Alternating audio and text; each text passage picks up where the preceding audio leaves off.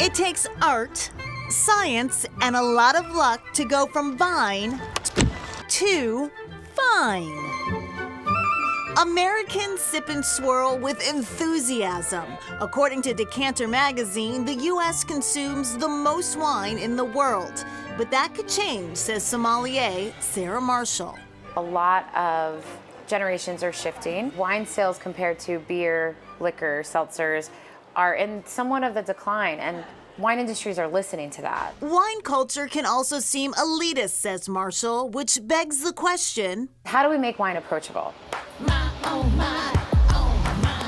By boarding this tricked-out mint green school bus, perhaps. What do we love to do to bring people together? So we kind of came up with the idea of gather, journey, dine. The Savory Lane is a New Hampshire-based mobile tour operator. Co-owners and sisters Lisa Galoni and Maria Chasevsky offer a tour of local vineyards. Our goal is to bring people to these locations to help support their businesses. Maria drives while Lisa hosts. Even their mom, Pat, is involved. She also makes all our baked goods for our charcuterie board. And then my daughter, Ava, she does all our social media.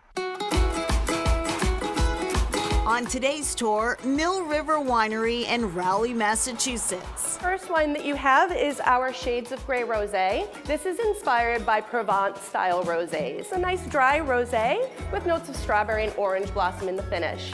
Donna Martin is Mill River's owner and winemaker. I'm a scientist by heart. I got a PhD in chemistry at the University of New Hampshire. After a career in academia and in business, Martin became fascinated with winemaking. It's a very nice white wine. We make wines from local grapes. We also source grapes from premium regions around the world. And so people can come and get some wines they're familiar with, but they also get this opportunity to try the great local wines right now that are being served in Massachusetts. How's the wine? Top tier.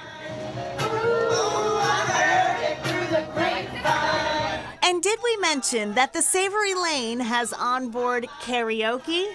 So I've been told you're a bit shy. Yeah, not when it comes to karaoke. What happens? I come alive. Yeah. This is a party bus. Yes. We don't have a dance pole. What do you call it? We don't have a pole. Yeah. But not like your typical party bus. Nobody's puking in the back. No, none of that.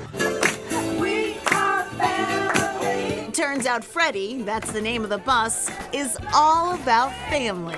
So Freddie is our bus.